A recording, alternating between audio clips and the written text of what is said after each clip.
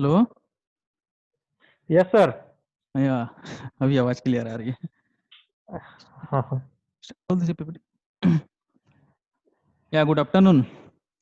Good afternoon sir. Yeah myself good Ramesh afternoon sir. Kushwaha. Hello.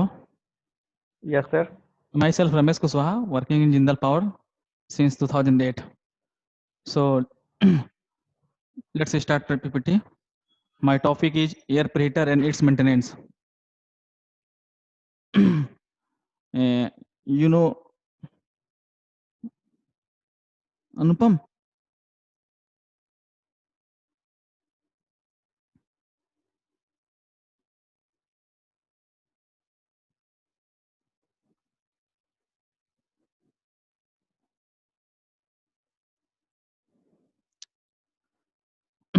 सो ये हमारा जो contents है जिसमें हमारा जो टॉपिक कवर किया जाएगा, introduction, types of air preheater, use of air preheater, ये तो आप लोग अच्छे से जानते ही हैं।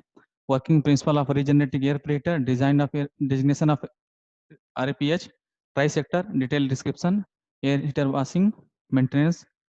मेंटेनेंस में जो मैं आपको बताऊंगा उसका इंस्पेक्शन, हीटिंग एलिमेंट, जो बास्केट होता है उसको रिवर्स कैसे करते हैं, रोटेट क्या उसका क्या क्राइटेरिया होता है, सील सेटिंग का कैसे करते हैं, उसका रिप्लेसमेंट कैसे करेंगे, जो हमारा जो ड्राइव सिस्टम लगा हुआ है ड्राइव सिस्टम का maintenance, then after oil circulation, soot blower maintenance, lubrication chart है, और लास्ट में trouble shooting.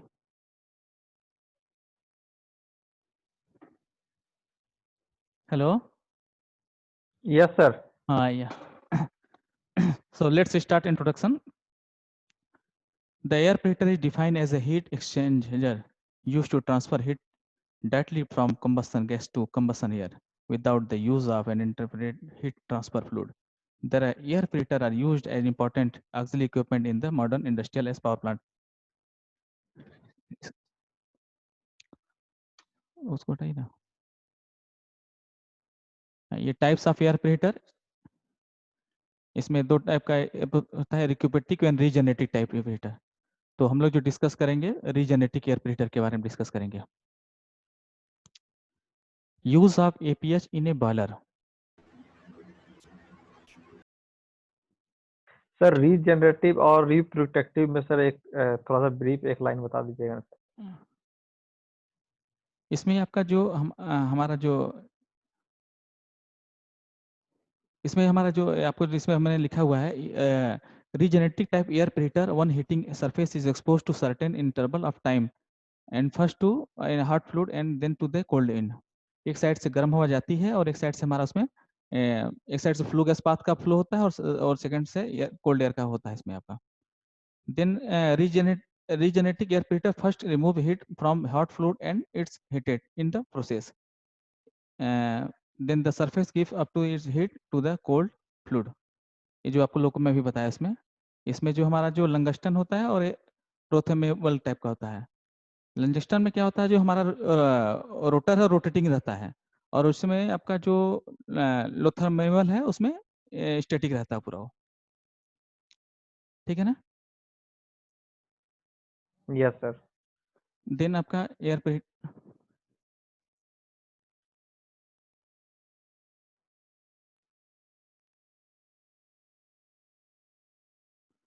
use of APH in a boiler. Fuel saving and the ability to burn low grade of fuel more efficiently are the low principle advantage of using an air preheater in steam generation. Improved combustion leaves very less carbon deposit that normally fuel on furnace and limits the boiler up to the for every 20-degree drop in the flue gas temperature. The boiler efficiency will increase by 1%. The use of an preheater allows a smaller boiler to produce the same amount of steam as that of a larger boiler not equipped with an air preheater. For coal-fired furnace, an air preheater system provide hot in for fuel drying. ये brief में दिया हुआ है। इसके हमारे air preheater से 15% का cost saving होता है near about. Preheat air for coal drying, enable efficient burning for lower grade fuel, save energy by allowing lower excess in operation. Working principle, इसको मैं ठीक है मैं इसको एक्सप्लेन कर रहा हूँ। मैं बेसिकली मेंटेनेंस का इन लोगों ने बताया था इसलिए मेरा स्लाइड भी ज़्यादा हो गया था। ठीक है अब मैं इसको एक्सप्लेन करता हूँ। The regenerating air preheater absorbs waste heat from flue gas and transfer this heat to the incoming cold air by means of continuously rotating heat transfer element up especially from metal plates. Thousands of these high efficiently element are spaced and completely arranged with इसमें जो हमारा होता है 12 sector इसमें air प्रीटर में होता है इसमें हमारा जिसमें एक हमारा रेडियली डिवाइडेड और सिलेंड्रिकल सेल होता है इसमें आपका The housing surrounded in the rotor is provided with duct connection at both end and the adequate by radial axial sealing member forming an air passing through on half of the preheat and gas passes through the orbiter. As the as the rotor rotates, it slowly rotates in mass of heating elements, alternately through the air and gas passes. The heat is absorbed by the element surface while passing through the hot gas stream. And then as the same surface are carried through the air stream, they release the stored as heat to the air, thus increasing the temperature of the incoming air.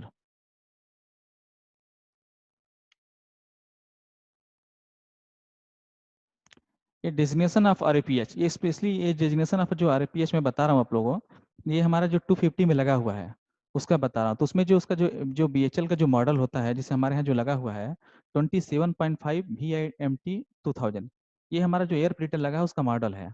इसमें जैसे 27.5 जो लगा हुआ है size number इसका, और आपका VI मतलब वर्टिकल शाफ्ट लगा है, इन्वर्टेड गैस फ्लो है। आपका टी मॉड्यूलर टाइप का रोटर प्रीटर लगा है, और आपका T for trisector, okay sorry उसमें डेफिनेशन गलत हो गया, T for trisector and 2000 in element height. Trisector RAPH, RAPH मतलब रीजेनेटिक एयर प्रीटर। ये बार बार डिस्टर्ब कर रहा है Anupam. Okay okay. The trisector design permit a single rotary regenerating air preheater to perform two functions. First is cold drying and combustion air heating. As the name implies, the trisector design has three sectors: one for flue gas, one for primary air. Primary air, that means that air which dries the coal, and one for secondary air. Secondary air which goes to the boiler for combustion.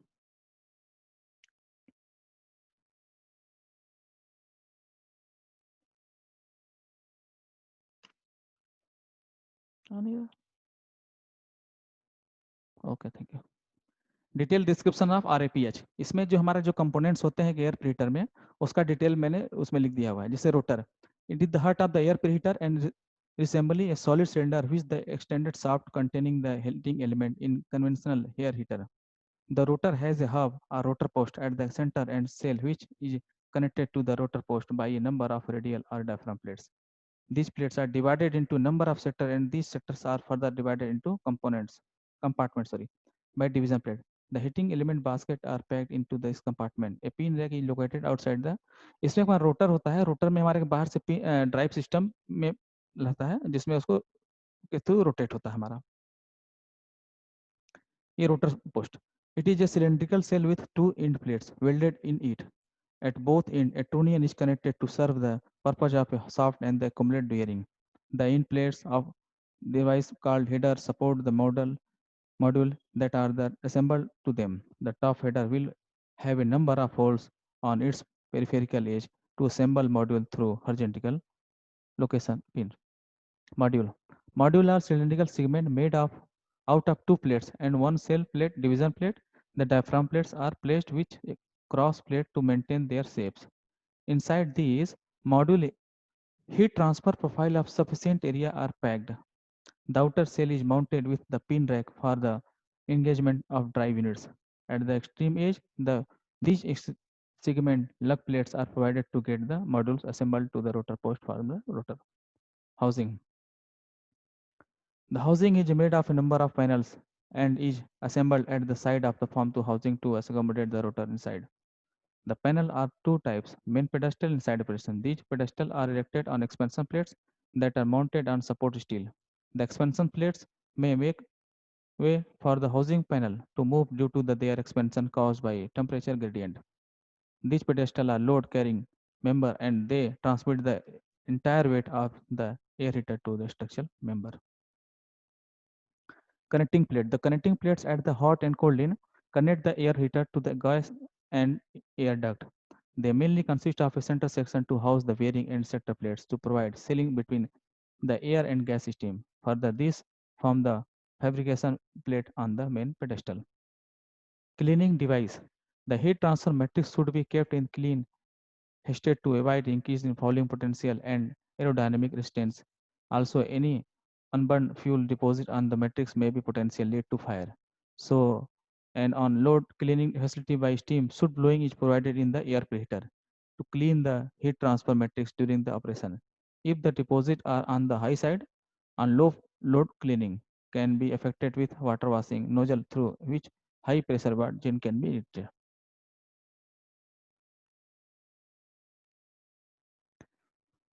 Bearing.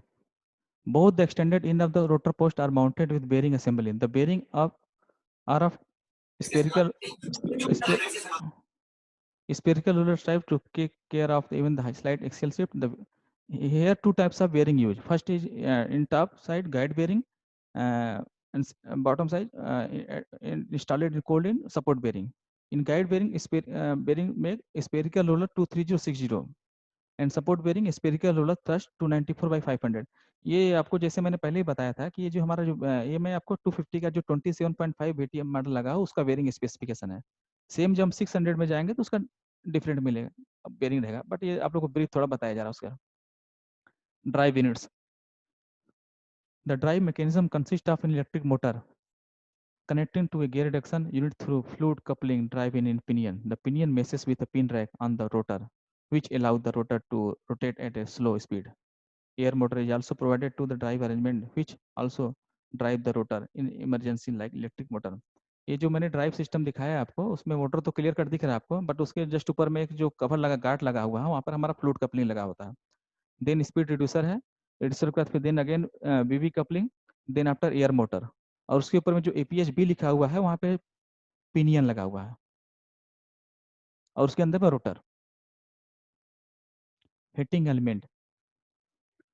The heating element are packed in reversible container called basket and are placed in the rotor in three tier. First is hot intermediate and cold. The heating element in the hot and hot intermediate layer have a profile called DU profile. They are made of carbon steel. इसमें जो heating element लगा है जैसे आपका hot and में और hot intermediate में same type का यूज हुआ है ड्यू प्रोफाइल। उसमें जो उसका प्रोफाइल दिया हुआ है जो हीटिंग में नंबर्स आप स्ट्रिप लगाते हैं उसका जो प्रोफाइल बनाएंगे उसको ड्यू प्रोफाइल बोलते हैं। एंड सेकंड जो हमारा कोल्ड इन में लगा हुआ है वो हमारा एनएफ टाइप का लगा है, नोज फ्लेट टाइप का लगा हुआ है उसको, और उसका जो मटेरियल होता है कॉटन स्टील होता है। कॉटन स्टील जो होता है रेजिस्टेंस टू कोरोजन। ये बास्केट का हाइट दिया हुआ है जैसे मैंने आपको बताया था 3 एलिमेंट में लगा हुआ है, तो आप जैसे पिक्चर में क्लियर दिख रहा है कि heart in layer, heart intermediate and cold in, ये तीनों जैसे तीनों का जो एलिमेंट हाइट है 850 850 प्लस 300, ये तीनों मिला के 2000 हो गया। तो जो मैंने आपको शुरू में भी बताया था VITM 2000, तो 2000 जो आपका एलिमेंट हाइट था, तो ये हाइट यहाँ पे क्लियर कट आपको शो कर रहा है। Heart in basket. This is the first layer of heating element packed with the heart in basket. The element are usually made from 24 gauge to 22 gauge, 0.5 to 0.8 mm thickness उसका होता है। Open heart steel IS 513 grade radium. Here in our JPL plant, 0.8 mm carbon steel double-ended types of height basket are of 850 mm be used. The notches run parallel with the rotor axis and provide the correct spacing of seat, and the undulations run out 60 degrees notches to impact turbulence. The latest improvement made of the profile will recover more the heat from the flue gas the same person. The depth of the basket are 850 mm. Heart intermediate. Heart in और heart intermediate का जो basket size था same है और same shape भी रहता है उसमें आपका। तो इसमें हम हार्ट का हार्ट इंटरमीडिएट में और इंटरचेंज कर सकते हैं, इसमें कोई इशू नहीं है। ये हमारा cold in basket. Cold in basket हमारा एनएफ टाइप का नोच फ्लैट टाइप का इसका प्रोफाइल रहता है और इसका जो हाइट होता है 300 mm होता है। ये बास्केट अरेंजमेंट दिया हुआ है जैसे कि मैंने आपको जो बताया अभी आगे, बास्केट और हीटिंग एलिमेंट एक ही है। इसमें जो हमारा जो रोटर लगा हुआ है इसमें हमारा बास्केट का अरेंजमेंट कि किस जगह कैसे इसको फिट किया जाता है। तो इसमें हमारा जो बास्केट यूज हो रहा है, आप क्लियर कर A1 B C E27.5 DC, यानी एक जो आपको मैं बताऊँ, एक सेक्टर होता है, उसमें 5 हमारा बास्केट यूज हो रहा है, 5 टाइप का basket. Same hot intermediate and cold में भी का यूज हो रहा है।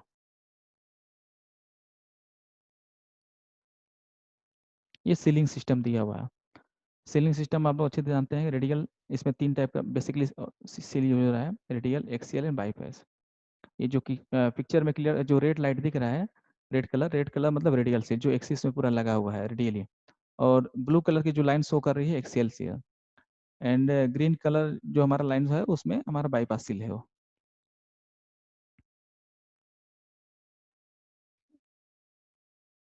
Usually air leak into the gas stream due to static pressure difference.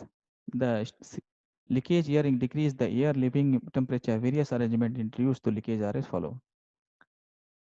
ये जो सील्स मैंने बताया उसका डिटेल्स वही वापस से लिख रहा है। Radial seals are located along the edge of the diaphragm plates and wear against the sector plate housed under center section. Axial seals are located axially in line with the outer edge of diaphragm plates and wear against the axial seal plate mounted in the housing pedestal. Bypass seal are located on the housing around the periphery of the rotor and wear against the T-bar attached to the periphery of the rotor. Axial plate to sector plate seals are attached to axial seal plate and wear against the sector plate. Static seal are fixed under the center section and housing pedestal and wear against sector plate and axial seal plate respectively. Rotor post seal are attached to the end of the rotor post and wear against the sector plate. Lubricating aisle circulation system.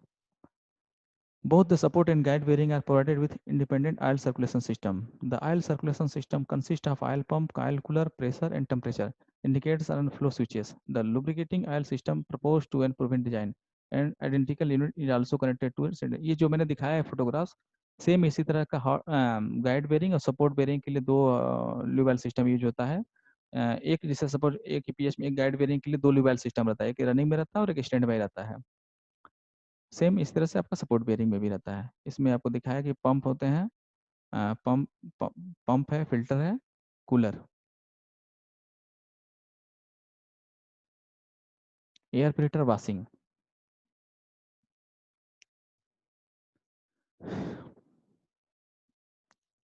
In cases when residual deposit accumulation cannot be removed readily by soot blowing, it sometimes becomes necessary to water wash the heating surface to maintain acceptable draft losses through the air filter. In some instances, this may be required more frequently than during the scheduled boiler outage. Most deposits accumulate, forming on the air preheater heat transfer are high level soluble in water and therefore is easily removed by washing provided a sufficient quantity of water is used. Washing device. Washing devices are located at both end hot end and cold end of the air preheater and they should be operated simultaneously to provide effective removal of the deposit. The stationary multi-nozzle wear device consists of a straight pipe with 15-degree spray nozzle, flat spray nozzle spray to distribute the wash water evenly over the heating surface. Washing pipe are located on the gas side. इसमें जो हमारा water भी use होता है, service water use होता है। और इसमें frequency of washing is unpredictable factor. ऐसा नहीं कि इसका क्या रूल है, कब करना चाहिए। इसमें क्लियर मेंशन है depending upon such variable as the quality of the fuel burn, nature and amount of deposit boiler operating condition. Washing में भी undertaken either an predetermined schedule established by actual operating experience with the until involve or on a specified increase in pressure difference across the air preheater. Washing. Air preheater washing is accumulates when the boiler is shut down for a normal schedule inspection or for repair. Okay. जब भी boiler बंद किया जाता है, ये boiler के shut down condition में ही air preheater का वॉशिंग होता है। इसमें best result obtained by washing when the gas inlet temperature attained 100 degree centigrade. The air heater may be washed at any time after the boiler has been shut down. The rotor can be turned at normal speed during the operation. After the drainage system has been checked to see that no obstruction exists, water should be admitted to both the hot and cold in device. The heat transfer surface should be inspected periodically throughout the washing cycle. When it is observed that the heating surface has been thoroughly cleaned, the until should be avoid allowed to completely dry before it is put back into the service. इसमें जो हमारा जो main point है भैया, if complete washing resulting due to use of insufficient quality of water or due to lack of time to completely wash all the deposit from heating surface is done, the residue can adhere to the element experience so that these types of deposit become bagged on the heating surface and it is extremely difficult to remove later. Such deposit intend to encourage further deposit buildup on the heating surface at an accelerated rate. Deluge pipe. They are identical to wash pipe and are fitted optionally to dump water on heating element during air preheater fire. In case of fire, water through the wash pipe should also be admitted in addition to the deluge pipe to quench the fire effectively.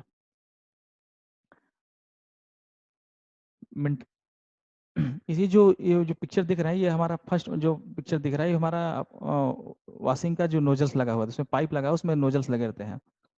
और second में आपको जो picture में दिख रहा है, वहाँ पे रेड कलर की पाइपलाइन दिख रही है और सेकंड है आपका ग्रीन कलर का। रेड कलर जो है आपका फायर फाइटिंग के लिए है और जो ग्रीन कलर है वॉशिंग के लिए है। ये सेम जो पाइपलाइन दिख रहे हैं, इसमें दो डिवीजन हुआ है। एक नीचे जो जा रहा है वाल्व लगा हुआ है, नीचे से जो जा रहा है कोल्ड इन के लिए और ऊपर में हॉट इन के लिए। एक सेम टाइम पे आपका हॉट इन कोल्ड इन दोनों में वॉशिंग कर साथ होता ही है। और ये इसमें जो मेंटेनेंस भी जो आएगा आपका, ये जो नोजल्स हमारे लगे हुए हैं सारे नोजल्स मतलब फ्लू गैस की वेलोसिटी की वजह से इरोड हो जाते हैं, खराब हो जाता है, तो उसको हमें बाद में बदलना पड़ता है। पाइप्स में भी बहुत सारे होल्स हो जाते हैं, उसको रिपेयर करना पड़ता है। Maintenance.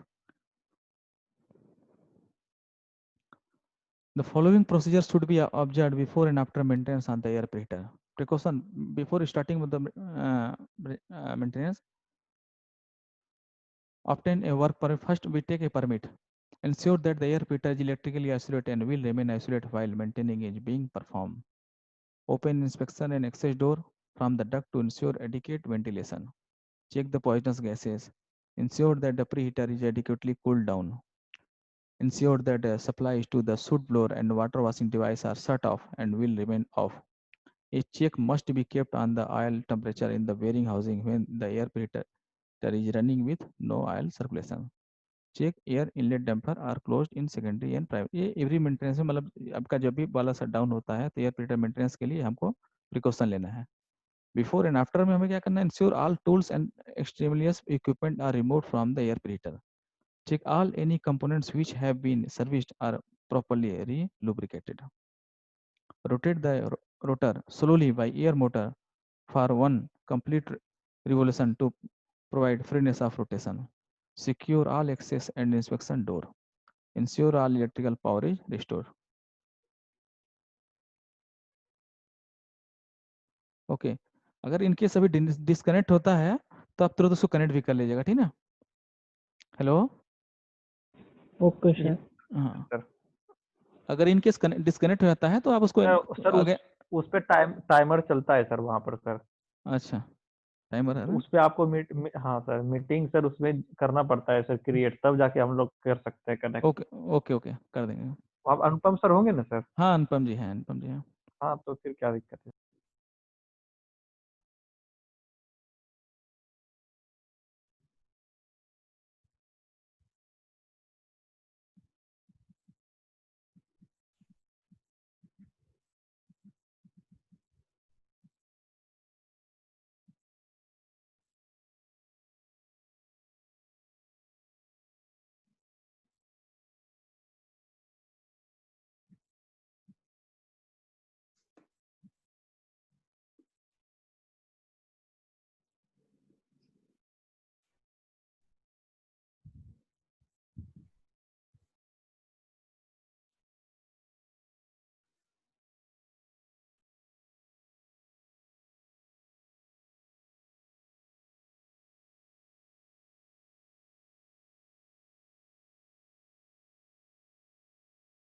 Hello.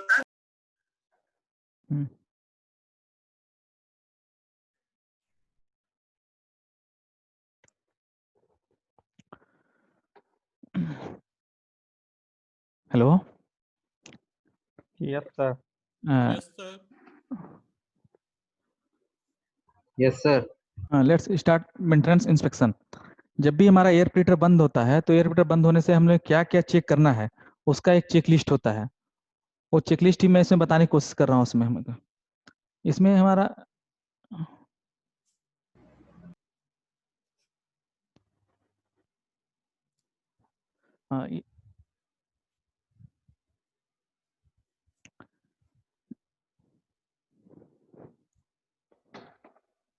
During air preheater outage the following components should be inspected for the excessive wear और कोरोजन। इसमें हमारा कौन सा वियर हुआ है, कौन सा इसमें इरोड हुआ है, उसको चेक करने के लिए चेक लिस्ट बनाता है। जैसे सपोज मैंने इसमें दिखा रहा हूँ रोटर। रोटर में जितने पार्ट्स होते हैं उतना थोड़ा भी आपको एक्चुअली मैं थोड़ा मेंटेनेंस पॉइंट ऑफ व्यू से काफी डीप तक बना दिया हूँ। उसमें तो प्रॉब्लम होगा बट ये आपको ईजी रहेगा समझने में। खैर इसमें जैसे सिंपल सा जैसे rotor seal, step plate, rotor post, ये जो हमने चेक करने को दिया हुआ सारे काम, इसमें ऑब्जर्वेशन क्या रहेगा उसका हमारा, ओके है, इरोडेड है, पंचर किस टाइप का है, फिर इसको रिपेयर करना है कि नहीं करना है, इस टाइप से पूरा चेकलिस्ट बना हुआ है। जैसे इसमें मैंने दिया हुआ देखिए rotor diaphragm plates, rotor seal, step plate, rotor post, rotor angle. अब ये चूंकि एक मेरा मिस हो गया, इसमें अगर फोटोग्राफ्स होता तो ज्यादा समझ में आता आपको कि इसको रोटर एंगल बोलते हैं और टी बार किसको बोलते हैं। बट आई थिंक आप लोग ने शायद अभी तो सर बता रहे थे मेरे को कि आप लोग अभी जो 600 का ओवरऑलिंग चल रहा था उसमें भी आप लोगों ने शायद विजिट किया था ना। हेलो हेलो, मेरी आवाज आ रही? सर अभी अभी जो मैं अभी प्रिंसिपल सर से बात कर रहा था, सर बोल रहे थे कि अभी जो 600 में अभी ओवरऑलिंग चल रहा था उसमें भी आप लोग शायद इन्वॉल्व हुए थे ना। Yes sir. तो उसमें एयर प्रीटर तो आई थिंक खुला आप लोग देखा ही होगा, तो काफी कुछ विजुलाइजेशन तो हुआ ही होगा आप लोगों को। हालांकि फर्स्ट टाइम था तो थोड़ा दिक्कत हुआ होगा, लेकिन फिर भी काफी कुछ तो विजुलाइजेशन में तो आप लोग हुआ ही होगा अभी आपका। तो उस हिसाब से वही मैंने उसी हिसाब से एक चेकलिस्ट इसका प्रिपेयर किया है इसमें आपका, जिससे रोटर में हमें क्या क्या चेक करना है, ठीक ना। Yes sir. सेकंड, अब रोटर के बाद हमारा जो सील्स है, सील्स में मुझे क्या क्या चेक करना है। सील्स में जैसे हार्ट इन रेडियल सील्स को, कोल्ड इन का radial seals, axial seal, post seals, post seal, bypass seal angle, bypass seals, bypass, hot end static seal, hot end spool, cold end static seal, cold end static spool. ये आपका जो दिया हुआ है जिसमें observation भी दिया हुआ है कि उसका कंडीशन क्या है, इस बेस पे हम लोग डिफाइन कर सकते हैं कि हम लोग को करना क्या है नेक्स्ट बार की। फिर आपका जैसे गाइड बेरिंग में जाएंगे तो बेरिंग एरिया को इंस्पेक्शन करना पड़ेगा, उसका वो एरिया कैसा है। इसके बाद उसका आयल का कंडीशन कैसा है, आयल लेवल कितना है। आयल लेवल आप डेली भी रूटीन, ये जो हमारा जो मैं मेंटेनेंस इंस्पेक्शन बता रहा हूँ ये आपका ओवरऑलिंग से रिलेटेड है। ओवरऑलिंग सॉरी ओवरऑलिंग या जब भी आपका शट डाउन होता है तो आप एक चेकलिस्ट से आप एयर प्रीटर का पूरा इंस्पेक्शन कर सकते हैं। और आप चाहें अभी जैसे सपोज आपको अपॉर्चुनिटी से डाउन भी कभी मिलता है तो आप इस चेकलिस्ट के बेस पे आप सारा चेक कर सकते हैं। और नेक्स्ट कभी एनुअल ओवरऑल भी हो तो उसके लिए प्लान कर सकते हैं कि आखिर मुझे इस ओवरऑल करने के लिए क्या चीज मुझे रिसोर्स की जरूरत पड़ेगी।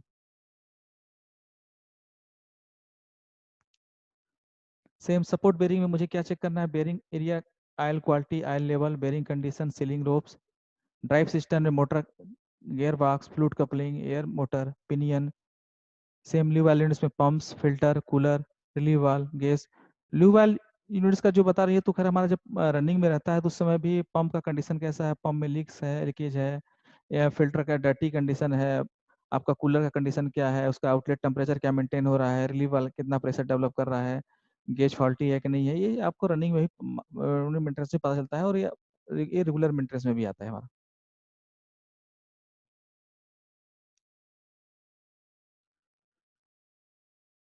Cleaning device, motor, gear box, motor का कंडीशन कैसा है, फॉल्ट है, डैमेज है, गियर बॉक्स का कंडीशन कैसा है, नॉइसी तो नहीं है, कुछ डैमेज तो नहीं है, worm assembly, swivel joint, coupling, limit switch, pipe assembly, nozzles, ये सब चेक कर सकते हैं हम। डिल्यूज एंड वाश, डिल्यूज मतलब जो फायर फाइटिंग की जो लाइन लगी रहती है उसका, जैसे उसमें लिखा है वॉशिंग लाइन ओके है कि रोडेड है, पंचर्ड है, तो आप उसमें अपना रिमार्क्स लिखिए, क्या यस है कि नो है। फिर अगर रिमार्क्स में चलता है तो क्या करना पड़ेगा, रिप्लेस करना पड़ेगा आपको, या उसी को रिपेयर करेंगे, वो आप रिमार्क्स में डाल सकते हैं। Same air ceiling cover stage बना हुआ है, हॉट एंड क्लीनिंग कैसा है, लीकेज तो कहीं नहीं है, आपका सीलिंग कवर सही है कि नहीं है, उसका ओरिंग तो नहीं कट गया है, कोल्ड एंड एयर लीकेज तो नहीं है कहीं भी, वो सारे इंस्पेक्शन चेकलिस्ट के माध्यम से कर सकते हैं। हीटिंग एलिमेंट मेंटेनेंस का जो हमारा एयर प्यूरिफायर का सबसे इम्पोर्टेंट जो पार्ट होता है मेंटेनेंस पॉइंट ऑफ व्यू से, ये हीटिंग एलिमेंट, और जो सबसे टाइम टेकन भी होता है और कॉस्टली भी बहुत होता है इसका मतलब।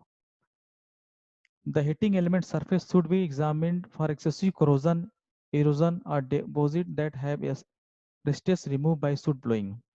टू पीपल जब भी इसका हीटिंग एलिमेंट्स इंस्पेक्शन करने जाते हैं तो उसमें एटलीस्ट मिनिमम 2 लोग तो होना ही चाहिए। एक एटलीस्ट वो लाइट हैंडलम दिखाते रहे साथ में, और आप एक तरफ साइड से देखते रहो पूरा। अगर इसमें अगर आप क्लियर विजुलाइज नहीं हो रहा है तो अगेन आप इसको वॉश कर सकते हैं इसको आप।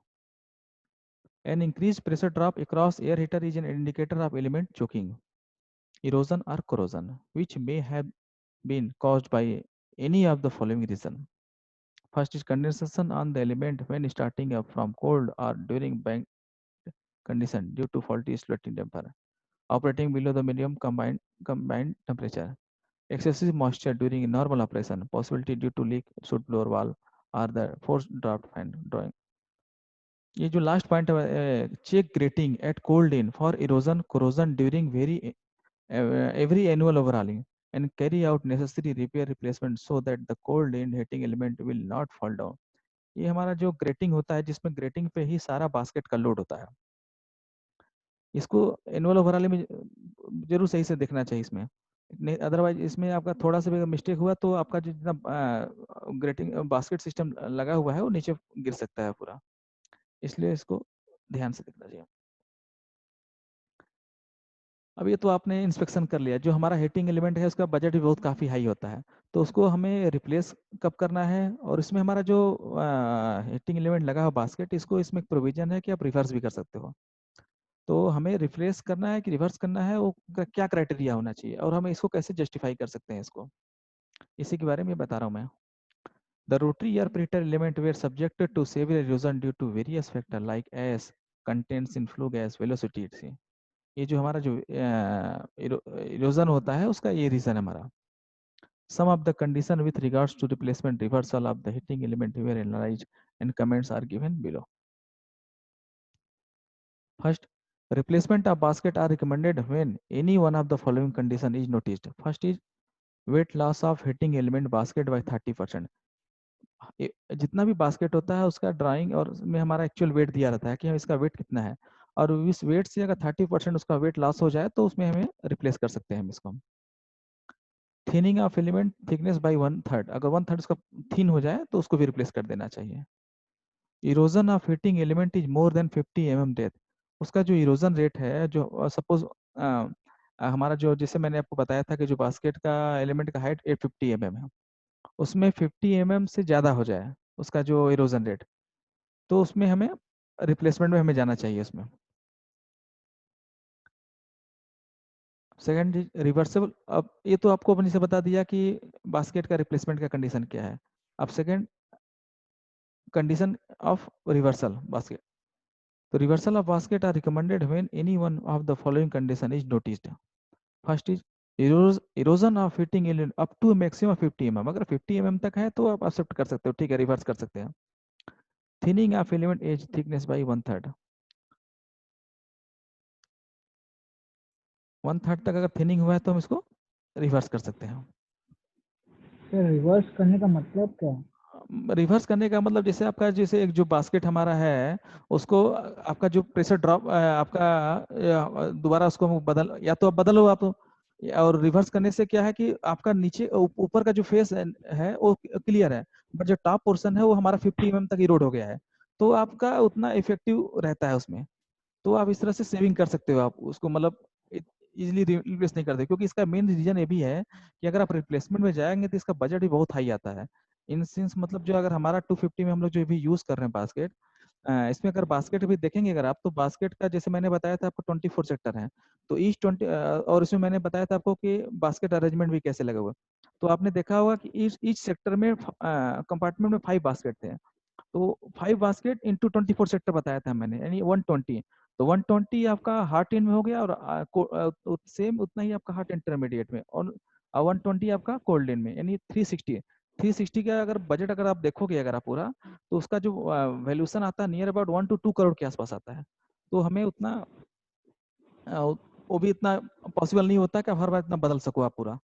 तो आपका जो 50 mm रिवर्स कर देने से क्या होता है कि जैसे सपोज टॉप पोर्शन का आपका बास्केट क्या है 50 mm तक ही रोड हो गया, और आपने रिवर्स कर दिया, नीचे का पोर्शन सही है, तो ऊपर तो आपका हीट लॉस उतना ज्यादा नहीं होता है। ठीक है ना? Okay sir.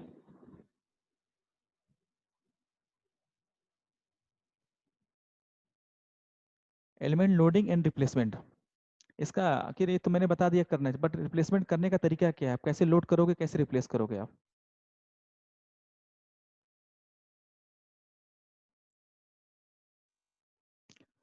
Removal, removing cold in basket, अगर कोल्ड इन बास्केट को रिमूव करना है अगर हमें, अभी मैं नेक्स्ट स्लाइड पे आपको इसका पिक्चर भी दिखेगा तो आपको क्लियर समझ में आ जाएगा। कोल्ड इन बास्केट को का एक डोर होता है, वहां से निकाल दीजिए आप रोटर सेगमेंट से। कोल्ड इन बास्केट को बाहर निकाल के, बाहर निकालने के बाद देखिए, जब भी एनुअल ओवरऑलिंग होता है तो आपको कोल्ड इन या हॉट इन बास्केट को बाहर निकाल के अगर इंस्पेक्शन अगर पूरी तरह से करना है, तो बाहर निकालने के बाद उसको पूरा थोरली इंस्पेक्शन करना चाहिए, उसका क्लीन करना चाहिए। और भी क्लीनिंग के लिए भी जो हम लोग यूज करते हैं, एक तो आपने जो भी मैंने बताया नॉर्मल वाटर वॉशिंग कर दिया, इसके बाद उसके बाद भी उसमें आपका जो उसमें जो उसका जो फिन्स लगे हुए हैं बहुत कॉम्पैक्ट टाइप का होता है, तो उसके लिए हाई जेट प्रेशर से उसको क्लीन करना पड़ता है, कि अगर कि थोड़ा सा भी अगर कुछ क्लिंकर कहीं फंसा हुआ है तो आप उसको निकाल सकते हो पूरा उसको। तो हाई जेट प्रेशर से उसको क्लीन किया जाता है उसको पूरा। अभी आप लोगों ने अगर 600 गए होंगे तो आप लोग देखा भी होगा आप लोग वहाँ पे कि हाई प्रेशर जेट से क्लीन हुआ था उसका पूरा बास्केट। तो इधर replace the basket upside down और replace with new basket, place the cover into the rotor, continue this procedure from the remaining sector. ये सारे इसको निकाल के करना चाहिए इसको। इसमें एक बात जो सबसे इम्पोर्टेंट फैक्टर जो होता है आपका, कि जब भी आप बास्केट निकालोगे तो अपोजिट डायरेक्शन में निकालना चाहिए। सपोज अभी आप जैसे मैंने आपको बताया कि आपने 1 to 24 आपने कर दिया, तो तो जैसे 1 निकाला तो जिसका जो अपोजिट, ऐसा नहीं कि 1 मान लीजिए 1 काउंटिंग में हमने 1 2 3 4 करके 24 कर दिया, तो 1 नंबर का सेगमेंट के बाहर निकाल दिया, फिर 2 नंबर निकाल दिया, 3 सीक्वेंस से मत करिए आप। 1 के जस्ट अपोजिट में जो आ रहा है उसको करिए, फिर 2 के अपोजिट में जो आ रहा है, ताकि सो दैट आपका वो बैलेंस पूरा बना रहे, आपका जो रोटर भी पूरा है। नहीं तो अदरवाइज अगर आप एक साथ निकाल देंगे तो एक साइड लोडिंग ज्यादा होने की वजह से उसमें अनबैलेंस हो जाएगा वो। Same removing hot in basket, ये तो आपका कोल्ड इन का बता दिया आप। हॉट इन का basket, open the hot in basket, remove door provided in the gas inlet air outlet duct, remove the hot in basket through basket removal door, उसमें निकालने डोर होता है वहां से निकाल सकते हैं हम। Clean the basket by high pressure jet machine, either replace the basket upside down और रिप्लेस द न्यू बास्केट। जैसे आपको बताया बास्केट आपने बाहर निकाल दिया, उसका कंडीशन देख लीजिए, आपको उस कंडीशन के हिसाब से अगर रिप्लेस करना तो रिप्लेस करिए, अदरवाइज आपको रिवर्स करना रिवर्स कर सकते हैं। बट ये भी जो होता है कि इतना ये जो डिसीजन होता है आपको इसको रेगुलर मॉनिटर करना पड़ेगा। जैसे सपोज अगर अभी आपने आपको ओवरऑलिंग कर रहे हैं अभी आप, और अभी आप चेक करोगे, अभी अभी डिसाइड करोगे कि क्या नाम है कि मुझे बास्केट बदलना है, तो बास्केट बदलने के लिए आप तो एक दिन में आ नहीं पाएगा वो, तो उसके लिए आपको लॉन्ग टर्म प्लानिंग करना पड़ेगा। तो आपको एक उसका चेकलिस्ट बना के रखना पड़ेगा कि जब भी अपॉर्चुनिटी से डाउन मिले आपको बीच में चेक करते रहना पड़ेगा कि बास्केट का कंडीशन कितना है।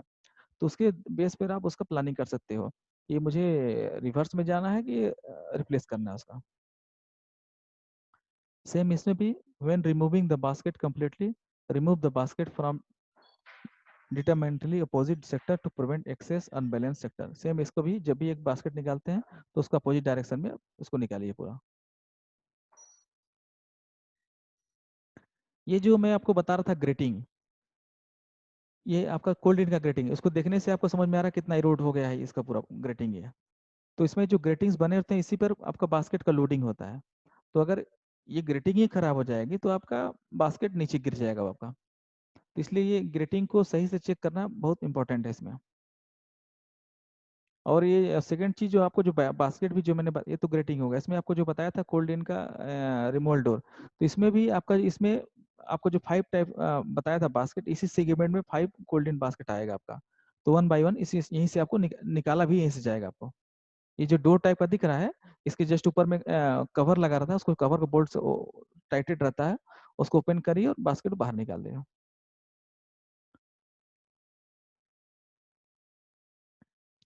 ये सर जो बास्केट जो हाँ इरोजन होता है, हाँ हाँ तो सर उसके डेप्थ को चेक करने के लिए रेडियोग्राफी से करते हैं या फिर किसी और से करते हैं? नहीं बास्केट का ये तो रेडियोग्राफी तो आपका जो बॉयलर ट्यूब्स होता है उसका वेल्डिंग डिफेक्ट्स के लिए चेक करते हैं। इसमें गैप्स नहीं, ये जैसे आपको बास्केट अभी जो दिख रहा है इसमें, ये आपका मतलब इरोजन घिस जाएगा पूरा, आपको खुद दिखेगा आपको कि कितना, अभी जैसे 8 मान लीजिए बास्केट दिख रहा है, जैसे इसको देखने से ही आपको समझ में आ जाएगा कि कितना घिसा हुआ है। अगर आपको डाउट है तो सिंपल सा आप मैथमेटिकल सॉल्यूशन में जाइए, अब इसका हाइट मेजर कर लीजिए और उसका उसके बाद से कितना इरोड हुआ वो मेजर कर लीजिए। जैसे आपको मैंने बताया अभी कि 50 mm तक अगर है तो आप रिवर्स कर दीजिए। देखिए इसमें जो लिखा है, जो आपने बताया कि रिवर्स क्यों करते हैं, जहाँ पे क्लैंप लगा हुआ फोर्स, एक जस्ट एक लिफ्टिंग टूल्स लगा हुआ है ना उसका वेट करने के लिए, तो इसमें जो देख यस रहे सर। हैं, तो इसमें आप देख रहे हो जो क्लैंप लगा हुआ है उसका मैं वेट कर रहा हूँ उसका, कि एक्चुअल बास्केट का वेट कितना है। इसको वेट करने से पहले इसको अच्छे से जेट मशीन से, एक तो वॉशिंग नॉर्मल वॉशिंग हुआ, फिर इसको पूरा जेट से पूरा वॉश किया जाता है। वॉश करने के बाद इसका हम अभी वेट कैलकुलेशन कर रहे हैं। इसका एक्चुअल वेट जो होता है ड्राइंग में, सारे का वेट जो 5 टाइप्स का बास्केट बताया मैंने आपको, सारे बास्केट का अलग अलग होता वेट होता है और सारे का शेप अलग होता है। तो सारे का वेट जैसे आपको 467 लिखा हुआ है, तो इसका भी ये जो बास्केट टाइप्स है इसका एक एक्चुअल वेट होगा। एक्चुअल वेट मान लीजिए, एग्जैक्ट मुझे अभी इसका देख के नहीं एग्जैक्ट रिमाइंड नहीं कर पा रहा हूँ मैं, बट ये मान लीजिए अब 600 इसका वेट है, तो अब ये 467 आ गया। तो अब उसके बेस पर उसका 30% जो आपको क्राइटेरिया बताया था उसके बेस पर आप डिफाइन कर सकते हो कि बदलना है कि नहीं बदलना है। लेकिन देख बास्केट देखने से आपको तो, मेरे को तो अच्छा ही दिख रहा है, ऊपर में जो टॉप में देखिए आप उसमें सही दिख रहा है। तो जो आपने मुझे पूछा भी था 50% का, ऊपर में जो दिख रहा है जहाँ पे क्लैंप लगा हुआ है, वहां पर अगर बास्केट घिस जाता है, गड्ढा हो जाता है, घिस जाए मतलब गड्ढा हो जाता है, आपको खुद वहां से आप मेजरिंग टेप से मेजर कर सकते हो आप, आपको मालूम चल जाएगा कि कितना 50 mm है, उससे ज्यादा है। और रिवर्स वाला जो बताया था मैंने आपको, जहाँ पे क्लैंप लगा हुआ है उस पोर्शन को नीचे कर दिया, जस्ट उसके अपोजिट साइड वाले को ऊपर कर दिया। तो इसमें आपका जो फ्लू गैस भी आएगी ऊपर में, जैसे उस बास्केट से आ रही है तो ऊपर का कंडीशन तो सही है, नीचे में आपका फ्लू गैस वहां से होते होते नीचे जाएगी, तो उसका उतना इम्पैक्ट नहीं आता है। Yes sir. और जो सेकंड फोटोग्राफ्स उसमें दिख रहा है, कि उसमें दिख रहे हैं, अगर आप देखेंगे तो बहुत सारे जो बास्केट है, देखिए बास्केट सेगमेंट में कुछ खाली जगह दिख रहा होगा, तो वहां पर क्या बास्केट को जस्ट उसके ऊपर में एक डोर होता है, वहां से बाहर निकाला जाता है लिफ्ट करके पूरा। तो उसमें और वहां पर भी आपका, और सेकंड इसी में 3 बास्केट होगा आपको, जो टॉप में दिख रहा है इसके मिडिल में, एक बॉटम में जो आपको कोल्ड इन वाला दिखाया था आपको। तो इसको बाहर निकाल के वॉश करते हैं, वॉश करने के बाद इसका वॉश मतलब जेट मशीन से इसका वॉश, इसके बाद इसका वेट कैलकुलेशन कर लीजिए, आप विजुअल एग्जामिनेशन कर लीजिए कि भाई ये हमारा किस क्राइटेरिया में आता है, रिवर्स करना है कि रिप्लेस करना है। वैसे ये जैसे मैंने आपको बताया कि इसका जो हाई वैल्यू कास्ट होता है, तो इसको हम लोग ये क्राइटेरिया मेंटेन करते हैं। जैसे सपोज ओवरऑलिंग हम लोग कर रहे हैं, अभी इस ओवरऑलिंग में हमने डाटा मेंटेन करने के लिए अभी इसका हमने देख लिया अभी कंडीशन में कि अभी हमारा नया बास्केट है, अभी का कंडीशन क्या है। अब जब भी अपॉर्चुनिटी मिल रही है तो हम उसको चेक करते जा रहे हैं। बीच में मान लीजिए नेक्स्ट 1 ईयर में कुछ बास्केट आया, इसमें भी एक चीज होता है आपको मैं बताता हूँ, इसमें जो हमारा जो बास्केट भी जो इरोड होता है ना, हमारा जो आपको 5 टाइप का बास्केट बताया, तो लास्ट में जो एक इनबोर्ड और आउटबोर्ड, तो आउटबोर्ड के पास में जो बास्केट रहते हैं वो मैक्सिमम इरोड होते हैं। तो वहां पर क्या होता है, उस बास्केट का इरोड हुआ है तो हम प्लान कर लिए कि ठीक है अभी इस बार मान लीजिए बास्केट मैंने बदल दिया उसको, तो नेक्स्ट बार मैं क्या करूंगा कि नेक्स्ट 1 ईयर से या 2 ईयर्स ओवरऑलिंग होता है, तो उसको डाटा रखने के बाद उसको हम रिवर्स कर लेते हैं, तो उसके बाद नेक्स्ट ईयर उसको रिप्लेस कर देते हैं। तो ये हम लोग फिलोसफी मेंटेन करते हैं, और ये डाटा मेंटेन करने से भी काफी मेंटेनेंस इजी हो जाता है। अगर हम सोचे कि बास्केट मान लीजिए आज मैंने देखा और आज मैं चाहूँ कि अरे मुझे बदलना है, तो it is not possible to replace the basket.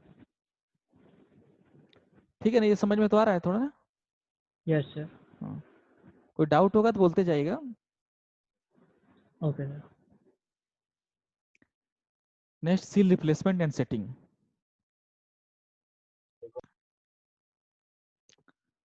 The condition of the seal should be checked as well as the sealing surface. The excessively worn seals should be replaced and any defect sealing should be rectified. The eroded static seals at inboard and outboard of sector plate and certain section are to be closed by welding suitable plates at hot in and cold in. The air filter seals should be set to run just clear of the sealing surface during normal operation.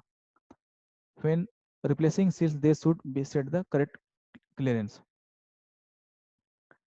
ये seals भी जैसे आपको बताया कि हमारा जो seals भी देखने से कंडीशन आपको मालूम चल जाएगा विजुअली कि भाई हमारा सील्स डैमेज हुआ है कि क्या हुआ है, तो उसके बेस पर हम लोग सील्स रिप्लेस करते हैं।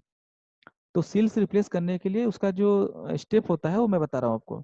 तो सील रिप्लेस करने के बाद उसको अलाइनमेंट सेटिंग कैसे करते हैं वो मोस्ट इंपॉर्टेंट होता है अगर आपका, क्योंकि इसमें हमारा अगर आप एयर हीटर में अगर गैप भी देखेंगे तो बहुत 1 to 2 mm का गैप होता है इनबोर्ड के पास में, सेम आउटबोर्ड के पास में हॉट एंड में 0 और आपका कोल्ड एंड में आउटबोर्ड के पास मिनिमम मैक्सिमम 30 mm तक होता है आपका।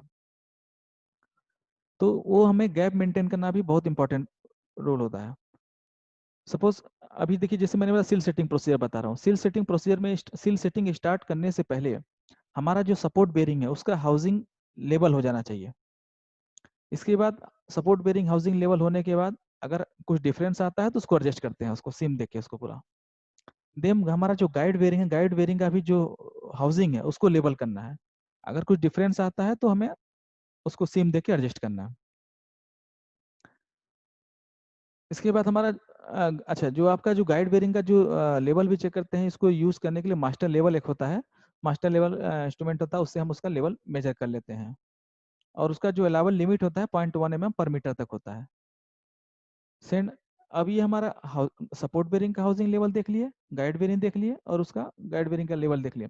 देन आफ्टर वो आता है जो हमारा जो सेक्टर प्लेट है, सेक्टर प्लेट को लेवल कर देंगे पूरा कि वो एक लेवल में है कि नहीं है।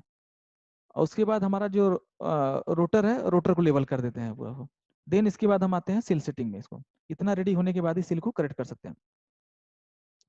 अब सील रिप्लेसमेंट सेटिंग में क्या था, जैसे रेडियल सील सेट करना है, तो रेडियल सील सेट करने के लिए हमारा जो हॉट एंड कोल्ड इन का दोनों जगह रेडियल सील लगा था, जैसे पिक्चर में आपको दिखाया था। तो उसमें 2 फिंगर टैप लगा लीजिए, एक इनबोर्ड के पास में, एक आउटबोर्ड के पास में। इसके बाद वो आपका जिस डायरेक्शन में रोटेट होता है हमारा रोटर, उस डायरेक्शन में रोटेट करिए। फिंगर टिप जस्ट एक इंस्ट्रूमेंट है कि एक जस्ट लाइक एल्युमिनियम का प्लेट्स होता है, उसको कि मतलब रेफरेंस लेने के लिए जब आप रोटेट कर रहे हो तो इन बोर्ड के पास में कितना गैप आ रहा है और आउटबोर्ड के पास कितना गैप मेंटेन करना है, उसके बाद ही हमें सेल सेटिंग करने के लिए जस्ट एक टूल्स है वो। Set aluminium finger tap to sector पे to accordance with the seal setting chart. Seal setting chart अभी मैं नेक्स्ट में स्लाइड में है, मैं आपको दिखा दूंगा कितना इसमें कितना mm उसको क्लियरेंस रखना है, उसके अकॉर्डिंग हमको सेल सेटिंग करना है। Rotate finger taps to straight edge. Straight edge क्या है कि जिसे हम उसको एल्युमिनियम फिंगर टैप हम लोग जब रोटेट करने के बाद एक मास्टर लेवल रीडिंग बना लिए, जब सेट करने के बाद एक स्ट्रेट एज फिक्स कर दिया एक जगह। स्ट्रेट एज मतलब एक जस्ट लाइक एक टूल्स है। अब उस टूल्स को फिक्स कर दिए, उस टूल्स पे जो हम सील लगा रहे हैं उसको टच कर करके उस पे हम फिक्स करते हैं, बोल्ट से टाइट कर देना कि सो दैट कि उसको कि हमारा गैप एक सेट कितना आ रहा है उसके टच करने से हमें मालूम चल जाएगा पूरा। क्योंकि एक एक गैप को तो हम एक एक अगर आप सील तो चेक चेक करके लगा नहीं पाएंगे, तो उसके लिए हमने फिक्सचर फिक्स कर दिया, उस पर आप उस पर रोटेट करते जाइए और उसमें आप गैप देखते जाइए, उसमें उस पर सीधे टच ही करा देना। टच करने का मतलब आपका जो गैप सेट किए उतना आ जाएगा आपका। ये हमारा हो गया रेडिकल सेल सेटिंग इस तरह से। Then axial seal setting. Axial seal straight same straight edge with support channel maintaining 5 mm gap with high point of T bar. T bar दिया रहा था, T bar से हाइट 5 पॉइंट का gap maintain कर लीजिए। वहां से प्लम गिराइए, प्लम गिरा वहां वर्टिकलिटी चेक कर लीजिए उसका। इसके बाद स्ट्रेट एज लगा के इसका भी फिक्स करके इसका सील एडजस्ट कर दिया। Same bypass seal, bypass seal में भी इस तरह से कर सकते हैं हम लोग। In the pair with state of the slots, maintain clearance as per setting chart. ये जो आप अभी बता रहा था मैं, जो सील सेटिंग करेंगे, ये हमारा जो एयर हीटर का जो मॉडल है 27.5 VITM, उसके हिसाब से ये रेडियल सील का जो हमारा जो गैप मेंटेन करेंगे, हॉट इन रेडियल सील, ये CDE पे मत जाइएगा, ये ABCD जस्ट एक रेफरेंस चार्ट है, उसमें कुछ नहीं है। हॉट इन इनबोर्ड के पास में जो हमारा जो गैप मेंटेन करेंगे, ये हमारा जो ये रेडियल सील का जो गैप होगा ऊपर में जो सेक्टर प्लेट और हमारा जो सील से सील के बीच का गैप, ये हमारा 0.00 मतलब वहाँ पे 0 लिखा है, बट 0 से 1 mm हम लोग मेंटेन मतलब गैप रेंज जाता है उसमें। हॉट इन आउटबोर्ड के पास भी सेम 0 से 1 mm तक या 1.5 तक ये सेट करिए। कोल्ड इन इनबोर्ड में 0 mm और कोल्ड इन आउटबोर्ड के पास में 15 mm। अच्छा, ये जो 15 mm भी जो सेट कर रहे हैं, इसमें क्या है, जो रोटर का जो एक्सपेंशन होता है ना, जब हमारा जब हीट होता है तो जब रोटर का एक्सपेंशन होता है तो जस्ट लाइक ऐसे अम्ब्रेला की तरह ये होता है इसमें एक्सपेंशन। तो जैसे आप देखेंगे अम्ब्रेला को ऊपर टॉप पोजीशन पे गैप ये रहता है और नीचे साइड में जस्ट आउट कॉर्नर साइड में एकदम डाउन हो जाता है। तो उसी तरह से रोटर जो हमारा डाउन होता है, तो वहाँ पे जो हम लोग सील सेटिंग सेट करते हैं, तो वहाँ पर 15.8 mm का गैप सेट करते हैं। तो 15.8 mm गैप मतलब वहाँ पर जो जब हॉट कंडीशन में वो हमारा 0 हो जाता है। ये जो हम इनिशियल में सील सेट कर रहे हैं, तो मैक्सिमम हमारा जो एक्सपेंशन हो रहा है आउटवर्ड पे हो रहा है, तो वहाँ पर जो हम गैप कर रहे हैं 15.8 मतलब हमारा वहाँ पे हॉट ये इनिशियल मतलब कोल्ड कंडीशन में सेट कर रहे हैं। हॉट कंडीशन में जब एक्सपेंशन होगा तो हमारा जो 15.8 दिख रहा है वो हमारा 0 हो जाएगा, सो दैट कोई भी एयर वहाँ से पासिंग नहीं होगा। सेम जब ये तो एक्सियल सील में जब आएंगे तो उसमें भी हॉट एंड में 8.3 mm करेंगे, कोल्ड एंड में 4.5 mm। तो ये जब हमारा ये हम लोग कोल्ड मतलब इनिशियल कोल्ड कंडीशन में ही सेटिंग कर रहे हैं, ये हमारा जो रीडिंग दिया गया है इसमें जब हमारा हॉट कंडीशन में आएगा तो ये हमारा वहाँ पर जो गैप होगा पूरा 0 हो जाएगा, सो दैट कोई भी एयर वहाँ से पासिंग नहीं होगा। सेम इसी तरह से बाईपास सील का सेटिंग, हॉट एंड में 4.4 एंड कोल्ड एंड में 1.1 mm। देन जो हमारा जो सील्स लगा रहता है उसका जो मटेरियल्स है और थिकनेस, जैसे radial seal hot and cold and दोनों का 2.5 mm है और उसका जो मटेरियल होता है कॉटन ए का मटेरियल है। एक्सियल सील का भी जो थिकनेस होता है 2.5 mm, उसका जो मटेरियल कॉटन ए होता है। सेम बाईपास सील का जो है 1.6 mm कॉटन ए। रोटर पोर्ट सील 6 mm का कार्बन स्टील का होता है।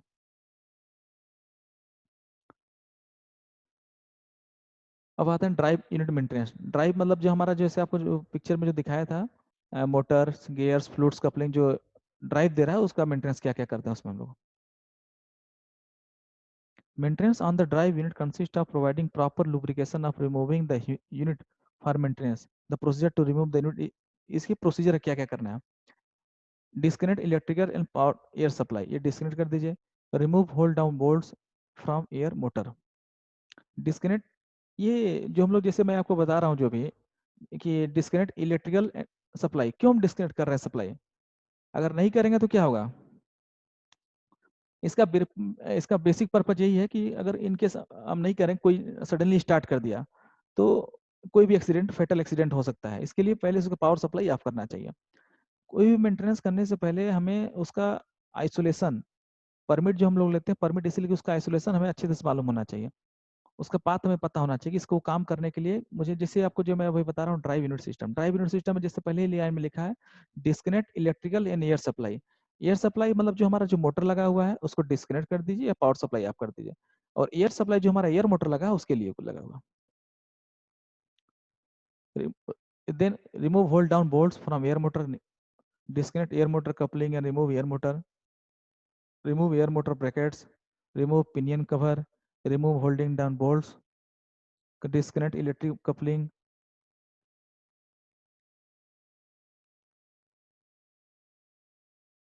देन आफ्टर ये सब हटाने के बाद गियर बॉक्स अगर आप रिप्लेस करना चाहें तो वहां से स्लाइड करके बाहर लाइए बाय यूजिंग आप chain block ceiling, then after उसको रिप्लेस कर सकते हैं आप। लेकिन जब आप रिप्लेस करेंगे तो उसमें जो सबसे इंपॉर्टेंट चीज है उसका जो पिनियन और पिन रैक के बीच का गैप मेंटेन करना बहुत जरूरी है, क्योंकि अगर उसका करेक्ट रूट गैप मेंटेन नहीं करेंगे तो आपका एक्सेस नॉइस होगा, वाइब्रेशन हो सकता है, इसलिए इसलिए उसका गैप मेंटेन करना बहुत जरूरी है। ऑयल सर्कुलेटिंग सिस्टम,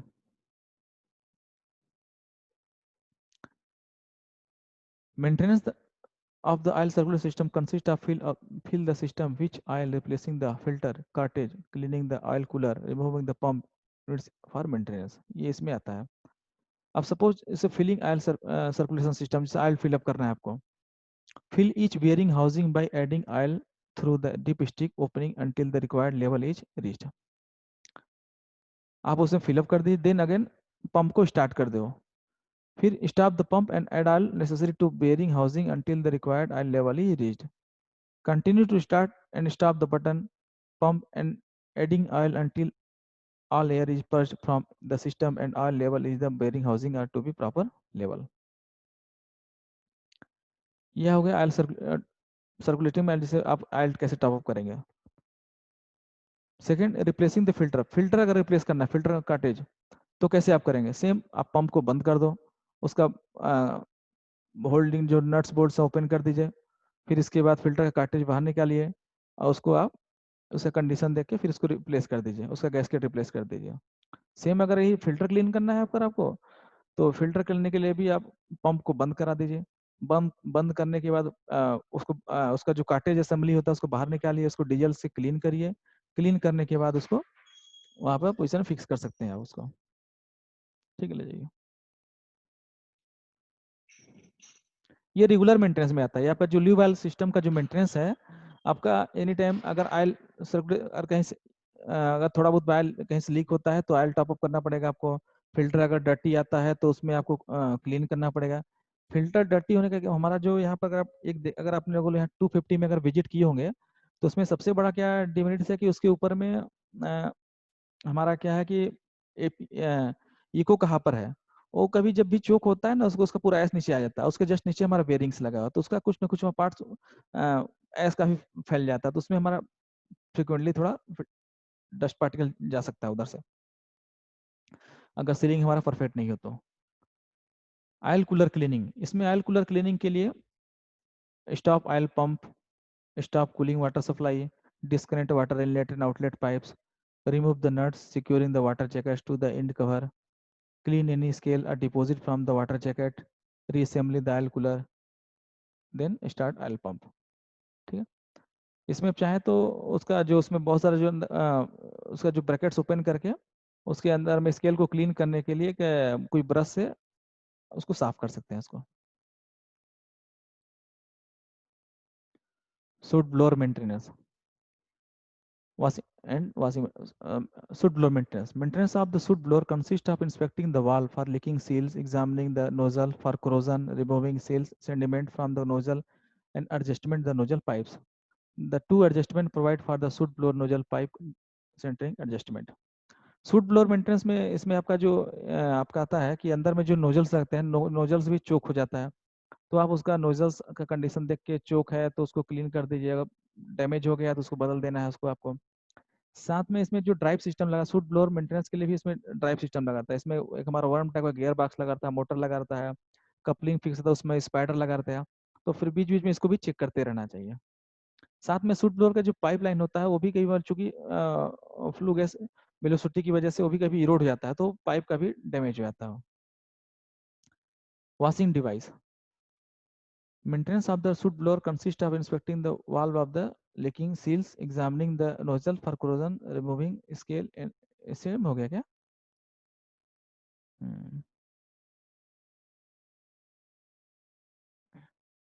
ये आपको लुब्रिकेशन चार्ट. और कुछ क्वेश्चन है आप लोग का तो आप मेंटेनेंस से रिलेटेड तो मेरे से डिस्कस कर सकते हैं आप. Okay sir. नेक्स्ट करूं. Yes sir. ये लुब्रिकेशन चार्ट है कि हम मुझे ये जो हम मेंटेनेंस कर रहे हैं मुझे कौन सा ऑयल यूज करना है वहाँ पे. जैसे आपका लिखा हुआ है फर्स्ट में ही जो दिया है, जो जो हमारा जो एयर प्रीटम जितने आपका इक्विपमेंट लगे हैं सबका इसमें चार्ट सबका मैंने बना दिया. जैसे main drive electric motor bearing में जो लोग ग्रीस यूज करता है, आईओसी मतलब इंडियन ऑयल, एचपीसी मतलब एचपी हिंदुस्तान पेट्रोलियम, बीपी मतलब आपका भारत पेट्रोलियम, और ये क्वांटिटी पर एपीएच में कितना लगता है वो दिया है, और इसका चेंज कितने इंटरवल टाइम के बाद करना चाहिए वो टाइम दिया हुआ. जैसे मेन ड्राइव इलेक्ट्रिक मोटर में जो बेयरिंग यूज होता है उसके लिए जो यूज आईओसीएल का यूज करेंगे, सर्वोजेम 3U ग्रीस यूज करते हैं, और उसका क्वांटिटी होता है 0.4 kg. ये 6 मंथ में करते रहना चाहिए. ये सेकेंड है फ्लूट कपलिंग. फ्लूट कपलिंग में हम जो आयल यूज करते हैं सर्वो प्राइम 46, इसका जो मतलब एक फुल फ्लूट कपलिंग को फिलअप करने में हमारा 4.5 लीटर कैपेसिटी लगता है. इसको ईयरली हमें चेंज कर देना चाहिए. मेन ड्राइव जो रिड्यूसर है हमारा गियर केस में सर्वो में SP 220, ये जो लास्ट डिजिट दिखा रहा है ना वो ऑयल का विस्कोसिटी है, ठीक ना, जैसे सर्वो में एसपी 220 इसका विस्कोसिटी है। ये आपका 90 लीटर इसका कैपेसिटी है गियर बॉक्स का, और उसको 6 मंथ में इसको ऑयल को रिप्लेस कर देना चाहिए। सेम जब एयर मोटर में आते हैं तो कपलिंग में सर्वो जेम 3 डालना चाहिए। गियर केस में ऐसे ही 90 ऑयल यूज करते हैं। बेयरिंग में सर्वो जेम 3, और जो उसके लिए जो एयर जाता है उसमें भी सर्वो सिस्टम 32 करके कंप्रेस्ड एयर उसमें डालते हैं, उसमें वो लुब्रिकेटर के साथ लगा रहता है, और उसको भी ऑयल यूज करना चाहिए। इसका जो कैपेसिटी होता है 0.5 लीटर, ये रेगुलर बेसिस पे चेक करते रहना चाहिए। ये हमारा आपका सपोर्ट बेरिंग है, सबसे important support bearing guide bearing. इसमें जो ऑयल हमारा यूज हो रहा है सर्वो साइकिल C680 680 इसका विस्कोसिटी है। इसमें जो क्वांटिटी होता है सपोर्ट बेरिंग में 90 लीटर एंड गाइड बेरिंग में 45 लीटर, 6 मंथ में चेंज कर देना चाहिए ऑयल का।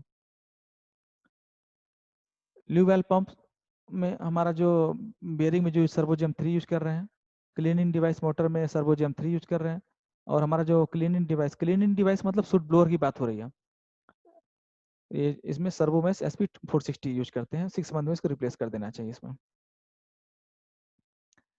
ट्रबल शूटिंग, इस पे पहले मैं चीज बोला, जो मैं आपको ल्यूब ऑयल सिस्टम जो पढ़ा रहा था, तो उसमें बेरिंग में भी जो हम लोग का ऑयल जाता है उसको भी हम लोग रेगुलर मॉनिटर करना चाहिए।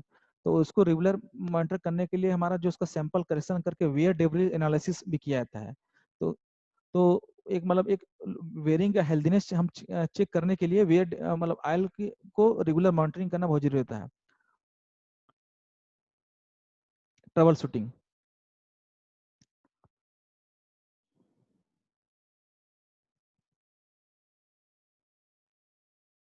Excessive leak between gas and air side, अगर लीक हो जाता है तो कॉज क्या हो सकता है, सील्स हमारा लीकेज है सील्स में से। तो इसके लिए हमें क्या करना पड़ेगा, सील को इंस्पेक्ट करिए और एडजस्ट करिए या उसको रिप्लेस कर दीजिए। रोटर से अगर नॉइज आ रहा है, excessive noise from rotor, warped rotor due to excessive expansion, expansion ज़्यादा हो गया, foreign object in rotor wet bearing, reduce boiler load और admit more cold air, stop rotor and visual inspect, replace bearing. अगर बहुत ज़्यादा sound आ रहा है तो आप ये एक्टिविटी कर सकते हैं इसमें। रोटर कभी कभी क्या होता है कि स्टॉप भी हो जाता है। अभी नेक्स्ट में हमारे यहाँ भी एक केस हुआ था, मैं आपको आपके साथ शेयर कर रहा हूँ मैं। अभी हमारा यूनिट 1 में क्या हुआ कि अच्छा, मेंटेनेंस में एक चीज़ और ध्यान देना हम लोग को, जितना मैं सारा चीज़ बताया आपको एक चीज़ इसमें मिस कर दिया। इसमें हमारा क्या था, जो हमारा जो डक्टिंग होता है ना, डक्टिंग में हमारा जो प्लेट नंबर ऑफ प्लेट्स लगे रहते हैं, और उसमें हमारा सपोर्ट ब्रेसिंग लगा रहता है। अच्छा, तो 1 मिनट बाद स्टार्ट करूँ क्या फिर मैं? हाँ ठीक है। ओके ओके ओके ओके,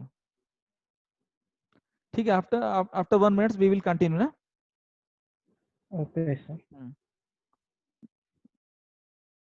अभी क्या आपका टाइम भी फिर हाँ या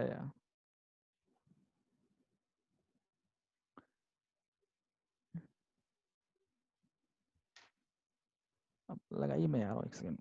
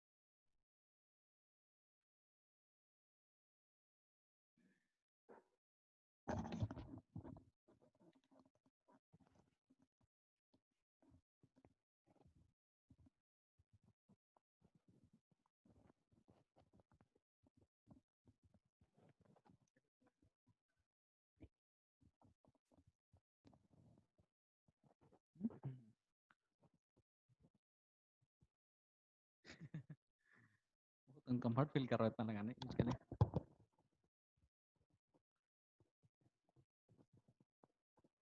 ओके, लेट्स स्टार्ट। तो मैं बता रहा था कि एक मेंटेनेंस में हमारा एयर प्रीटर का भी हुआ क्या था, केस बता रहा आप लोग को।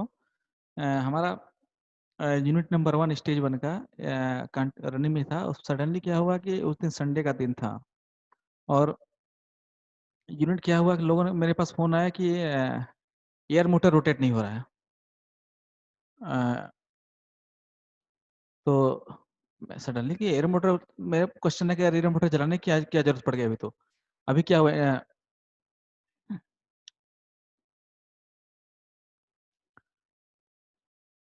हाँ, तो मेरे पास फोन आया कि आपका एपीएच घूम नहीं रहा है। तो मैं यार एपीएच तो घूम नहीं रहा, क्या हो गया सडनली? तो तब तक मैं दौड़ दौड़ के पहुंचा तो देखा, तो बोला कि एपीएच घूम नहीं रहा है। हम लोग ठीक है एयर मोटर ऑन करो। तो एयर मोटर भी ऑन नहीं हुआ सडनली। फिर हम लोगों ने रनिंग कंडीशन में था, काफी ट्राई किया। देखा, फिर मैं जब मैं पहुंचा देखा तो फ्यूजल हमारा जो फ्लूइड कपलिंग था उसका फ्यूजल प्लग जो था अभी मेल्ट हो चुका था, पूरा ऑयल बाहर आ गया था। तो क्लियर कट इंडिकेशन हम लोग को तो समझ में आ गया कि कुछ न कुछ फॉरेन मटेरियल्स आया हुआ है जिसकी वजह से हमारा इंस्टॉल हो गया एयर प्रीटर पूरा। फिर हम लोगों ने क्या किया, ट्राई किया कि उसमें अगेन ऑयल फिलअप किया, फ्यूजल प्लग लगाया और देन और ट्राई किया कि अगेन रीस्टार्ट किया एयर प्रीटर को। बट करंट बहुत ज़्यादा ले रहा था और सडनली फिर ट्रिप कर गया वो। इसके बाद फिर हम लोगों ने काफ़ी कुछ ट्राई किया बट अभी are unable to restart the air preheater. फिर जब हम इसको फिर फाइनली हम लोग को उसको बंद ही करना पड़ा। फिर हम लोगों ने जाकर अंदर में देखा तो क्या हुआ था, एक हमें एक एमएस का प्लेट का टुकड़ा मिला था हम लोग को। ये नियर अबाउट 8 mm का प्लेट था और 1 मीटर के आसपास उसका लेंथ था। अच्छा, वो प्लेट उसी कहाँ पे था क्या कि हम लोगों ने पूरा तो चेक किया था बट क्या होता है, एक ऊपर में जस्ट एयर हीटर के ऊपर में जो डैम्पर्स के भी ऊपर में एक डाइवर्सन के लिए दिया हुआ, सो दैट वह ऐसे एक्यूमुलेट ना हो, वो डाइवर्सन प्लेट दिया हुआ था। उसके अंदर में कुछ उसमें कुछ ओपनिंग बनाया गया था, तो उसी ओपनिंग को ही काट के उस टाइम उसी प्लेट सारा तो क्लीन किया था, उसको वही जगह छोड़ दिया था। मतलब ये आपका 2008-7 की बात है। उस टाइम पे लोगों ने रिसेंट टाइम से छोड़ दिया था, वही प्लेट्स आके लेके गिरा। और हम लोग तो काफी देर तक समझे आखिर उसको ये प्लेट्स आया कहाँ से और किस जगह का गिरा। फिर फाइनली जब हम लोग वहाँ पहुंचा तो हम लोग को मिला। कहने का सिर्फ मतलब इतना है कि हम लोग को एयर प्रीटर को तो अच्छा रखना ही है, साथ में उसमें जो हमारा जो डक्टिंग है, उसका जो सपोर्ट है, ब्रेसिंग है, उसको विजुअली फिजिकली अच्छे तरीके से चेक करना ही है। अदरवाइज हम कितना भी अच्छा मेंटेनेंस कर दे, वो हमारा वो एक छोटी सी चीज उसको क्योंकि एयर फिल्टर में देखा आपने, जैसे मैंने आपको सील सेटिंग में बताया था, वो गैप कितना था, 0.1 mm के गैप का था। उसमें अगर थोड़ा सा भी कुछ ऐसा फॉरेन मटेरियल आए तो तुरंत आपका इंस्टॉल हो जाएगा एपीएच। इसलिए इसमें बहुत केयरफुली इंस्पेक्शन करना बहुत जरूरी होता है। इसलिए मैंने आपको पूरा चेकलिस्ट एक चीज पार्ट बताया था इसमें आपको। तो एक नॉइज जो आ रहा था, एक्सेसिव नॉइज, वो भी एक रोटर में वो भी एक रीजन हो सकता है। सर्कुलेटिंग आयल फोमी, जो आयल सिस्टम होता है उसमें फोम टाइप का आयल बन जाता है। उसका जो मेन रीजन होता है, एयर लीक हो जाता है उसमें, कहीं सिस्टम से सक्शन जो मतलब आयल सिस्टम में कहीं एयर चला गया, तो उसके लिए क्या होता है, आयल सक्शन लाइन में है आपका, उसका जो उसको आयल को वहाँ कहीं का जो लीक है उसको बंद कर दीजिए आपका। उसका जो रीजन है कि कहीं से सिस्टम में आयल चला गया है आपका, एयर चला गया है।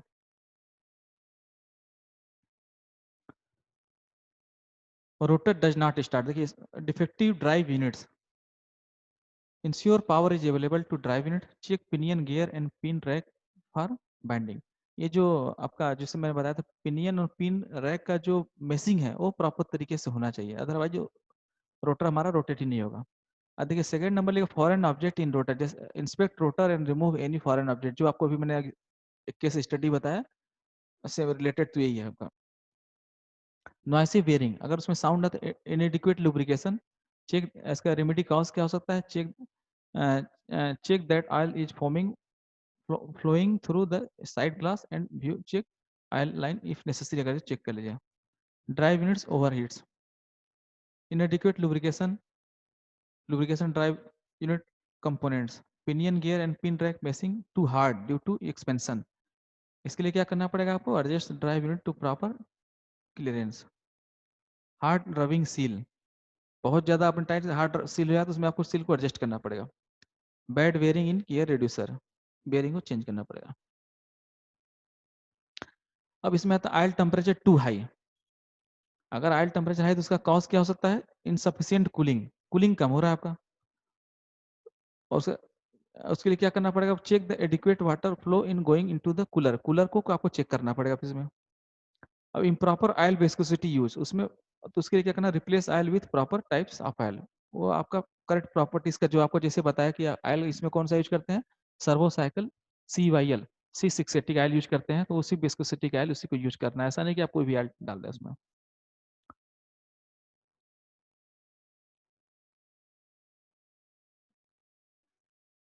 अगर ऑयल लेवल लो हो जाता है तो इसका रीजन क्या है कि कहीं सिस्टम में ऑयल लीक हुआ है। Locate and arrest the leakage. Soot blower not functioning, power failure. अब पावर फेलियर का रीजन क्या हो सकता है? Check electrical connection. Fuel header travel incorrect. Check the speed reducer movable parts for binding. Adjust travel of nozzle pipe. Incorrect in steam pressure. Ensure adequate steam supply is available. Check nozzle pipe for bad nozzle. इसमें जो incorrect steam pressure जो दिया है, इसका हमारा एक valve लगा रहता है, पॉपेट वाल्व बोलते हैं उसको। उसमें आप उसका जो प्रेशर एडजस्ट कर सकते हैं वहां से। अगर कम है तो आप बढ़ा सकते हैं, और ज्यादा है तो उसको एडजस्ट कम कर सकते हैं आप।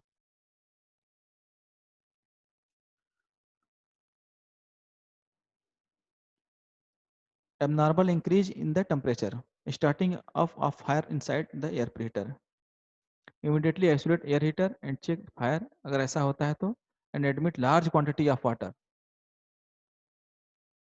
Increase in gas outlet temperature and steady fall for air outlet temperature. Their heater install heating element plug चोक हो जाए तो उसके लिए आपको, अगर हीटिंग एलिमेंट प्लग्ड हो गया तो आपको उसको क्लीन करना पड़ेगा। Excessive pressure buildup by lube oil pump. अगर पंप में अगर आपका ऑयल प्रेशर ज़्यादा दिखा रहा है तो दैट मीन्स कि आपका जो ऑयल का फिल्टर है उसको चोक हो गया है। उसको आप फिल्टर को चेंज क्लीन कर दीजिए और रिप्लेस कर दीजिए। रिप्लेस तो नहीं करते हैं, वो जो फिल्टर का जो एलिमेंट्स जो लगा रहता है डैमेज होने की बात ही करते हैं, क्लीन करने से हो जाता है आपका।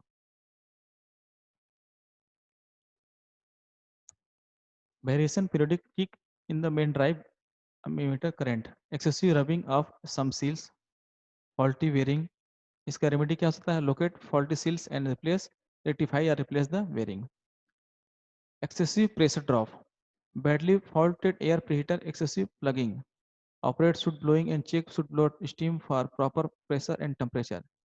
If soot blower is not effective, heater can be isolated and water washed off load. Is worst condition, remove the basket and clean them outside. Thinning down and damaged element, rectify and replace the element basket.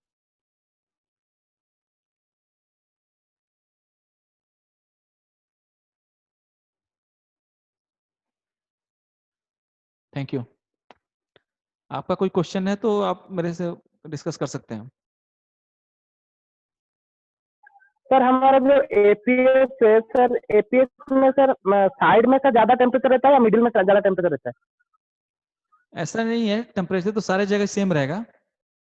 अब ऐसा नहीं कि क्योंकि आपको जो flue gas आ रही है वो डिपेंड अपॉन वेलोसिटी, वेलोसिटी की वजह से आपका इरोजन रेट बढ़ता है, बाकी टेम्परेचर सब जगह सब सेम रहेगा आपका। और सर इरोजन रेट के जो मतलब कंसीडर करके ही सर हमारा जो मतलब बास्केट रहता है वो अलग अलग टाइप का रहता है। बास्केट जो रहता है आपको, जैसे उसमें बताया था मैंने, में 5 टाइप का बास्केट, मतलब एक जो सेक्टर है 24 सेक्टर है। एक्चुअल में 12 सेक्टर रहता है, 12 के बीच में एक और कंपार्टमेंट असेंबली बना देते हैं तो 24 हो गया। तो ईच में आपका 5 बास्केट आता है। तो अब इसको हम डिनोट कैसे कर रहे हैं कि इनबोर्ड आउटबोर्ड। इनबोर्ड मतलब जस्ट रोटर के पास में जो बोर्ड जो बास्केट है उसको इनबोर्ड बोल रहे हैं, और जो रोटर के आउटर के सेल टाइप में है उसको आउटबोर्ड बोल रहे हैं। तो आउटबोर्ड बास्केट के पास में इरोजन रेट ज्यादा रहता है। सर वहाँ पे जो बास्केट रहेगा और जो मिडिल में जो बास्केट रहेगा तो इसके बीच में डिफरेंस क्या है सर? मतलब कंस्ट्रक्शन वाइज क्या डिफरेंस है? मतलब ऐसे टेम्परेचर को क्या ना जो इरोजन को कम करने के लिए क्या प्रॉपर्टीज है सर इसमें ज्यादा? एक बार फिर रिपीट करिए अपना क्वेश्चन। तो सर जो मतलब जहाँ पे इरोजन ज्यादा है वहाँ पे हाँ। जो बास्केट रहेगा, इरोजन जहाँ पे कम है वहाँ पे जो बास्केट रहेगा, ये जो बास्केट के बीच में डिफरेंस क्या क्या है?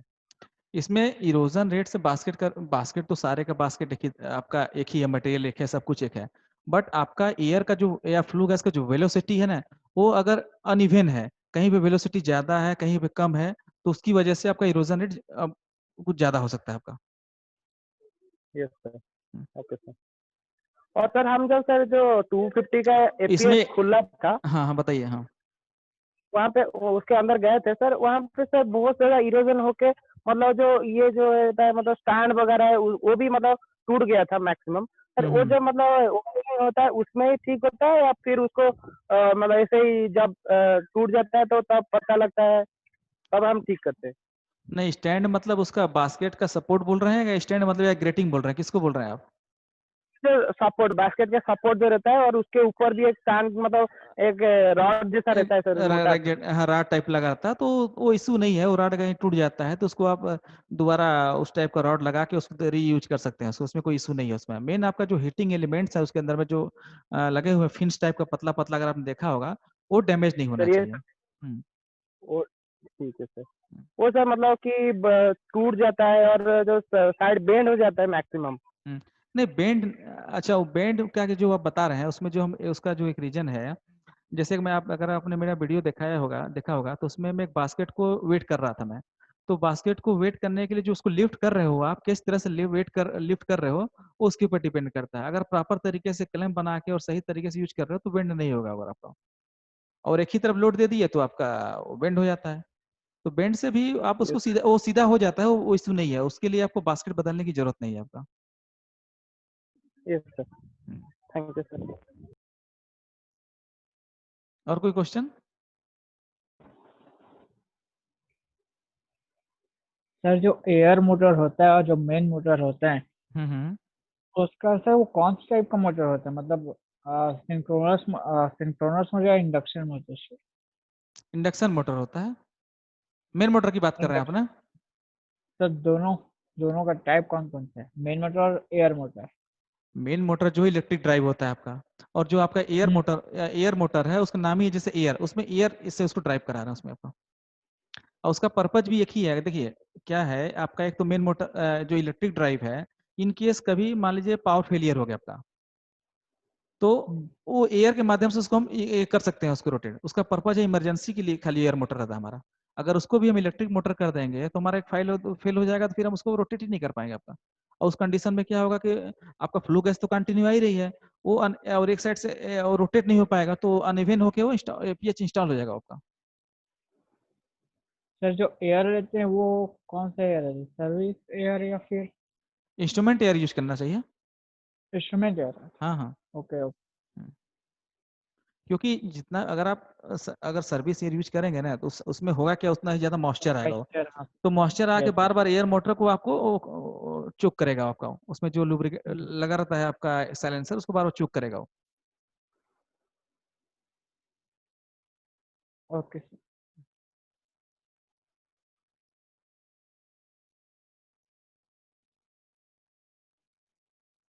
Any other?